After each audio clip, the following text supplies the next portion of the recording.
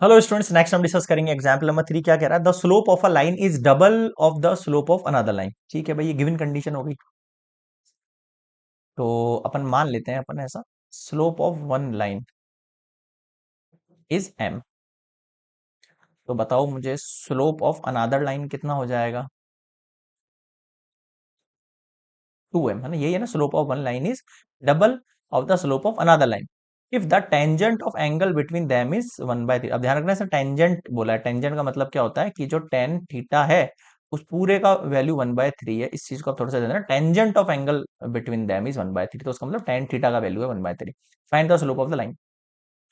लगाओ formula, tan theta equals to m1 minus m2 upon 1 plus m1। Tan theta 1/3 और ये m1 की जगह m-2m कर दें, 1 प्लस m 2m कर दें। ठीक है, चलो। अब ध्यान देना, अब यहाँ पर दो केस निकल कर आएंगे आपके पास। क्या केस निकल कर आएंगे भैया? दो केस निकल कर आएंगे, मतलब एक बार तो पॉजिटिव में और एक बार नेगेटिव में। तो देखो, इसमें दो चीजें कर सकते हो आप। या तो आप जो नेगेटिव का साइन है वो मोड हटा के यहाँ एक बार प्लस एक बार माइनस लगाओ, या फिर आप 1/3 पे लगा दो। जैसे एक बार 1/3 को पॉजिटिव रख सकते हो आप,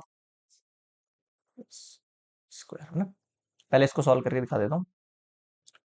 क्रॉस मल्टीप्लाई करो, 1 + 2m² equals to, cross multiply करो, 3m माइनस 3 × 2 = 6m। सही है मामला? बिल्कुल सही है। कितना हो जाएगा? देखो, ये तो हो गया 2m²। 3m में से 6m गया तो -3m, इधर आएगा तो पॉजिटिव का 3m और पॉजिटिव का 1 = 0। यहां तक समझ में आया क्या? सेकंड थिंग, है ना? अब आपको इक्वेशन सॉल्व करनी है, तो इक्वेशन सॉल्व कैसे करते हैं? वही क्वाड्रेटिक इक्वेशन के तरीके सॉल्व कर लो इसको सिंपली। आपका m की वैल्यू निकल के आ जाएगी इससे आपका। और सेकंड थिंग क्या करेंगे अपन? यहाँ पर पॉजिटिव की जगह नेगेटिव पुट करेंगे। देखो, पहले इसको सॉल्व कर दिखाता हूँ मैं। 2m² + 1 = 0, है ना? या पहले दोनों इक्वेशन निकाल लेते हैं, काम करते हैं, है ना? फिर दोनों को एक साथ ही सॉल्व कर देंगे। चलो, अब नेगेटिव वाला भी निकाल लेते हैं एक बार। नेगेटिव वाला कितना आएगा आपके पास? एक सेकेंड। -1/3 रख दो इस बार, m-2m, 1 + 2m², क्रॉस मल्टीप्लाई करो। ये हो जाएगा आपके पास नेगेटिव का 1, नेगेटिव का 2m² equals to 3m minus 3 × 2 = 6m। ये हो गया। अब इनको उधर भेजना है इस बार। इस बार पॉजिटिव का 2m² मैंने उधर भेज दिया। इन दोनों को लेस करेंगे, कितना हो जाएगा आपके पास? माइनस का 3m, और ये उधर आएगा तो पॉजिटिव का 1 = 0। दोनों इक्वेशन में केवल एक ही चीज का अंतर है यहाँ पर, समझ रहे हो ना? इस बार अपन इसको लेके आए थे यहाँ पर, तो ये माइनस से प्लस हो गया था। इस बार अपन इनको लेकर आए हैं, लेकिन ये नेगेटिव का है, यानी 2m² + 3m + 1, और यहाँ पर -3m + 1। नेक्स्ट स्लाइड पर लिखूं, 2m² + 3m² + 3m + 1 = 0। एक तो ये इक्वेशन है, स्क्वायर -3m + 1 = 0, एक ये इक्वेशन है। इसको सॉल्व करो, 2m² + 1 = 0।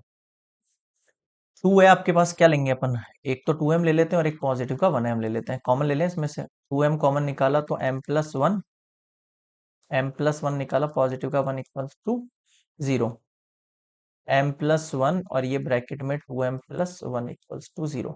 एक बार तो m का वैल्यू नेगेटिव 1 आया, एक बार m का वैल्यू -1/2 आया। ओके, इधर देखो, 2m² + 1 = 0। क्या करें?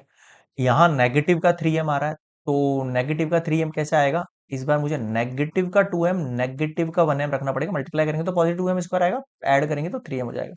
इधर देखो, 2m कॉमन लिया, m-1, अगेन m-1 लिया, -1 से बाहर मल्टीप्लाई करो, माइनस का m हो जाएगा और ये पॉजिटिव का 1 हो जाएगा। m-1, 2m-1 = 0। देखो, यहाँ आपके पास m का वैल्यू पॉजिटिव का 1 आएगा और यहाँ m का वैल्यू पॉजिटिव का हाफ आएगा।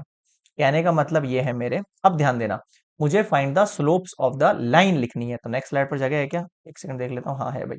तो स्लोप्स ऑफ द लाइन क्या होंगे आपके पास? देखो, आपके पास जो स्लोप ऑफ वन लाइन था वो क्या था? m, और स्लोप ऑफ अनदर लाइन कितना था? 2m। तो हर बार m की वैल्यू यहां पुट करके चेंज होती जाएगी। यानी कि मैं ये कहना चाह रहा हूं, slope of one line equals to, अगर m है तो slope of another line equals to 2m है या नहीं है? बिल्कुल है। अब देखो फर्स्ट केस क्या है ना, केस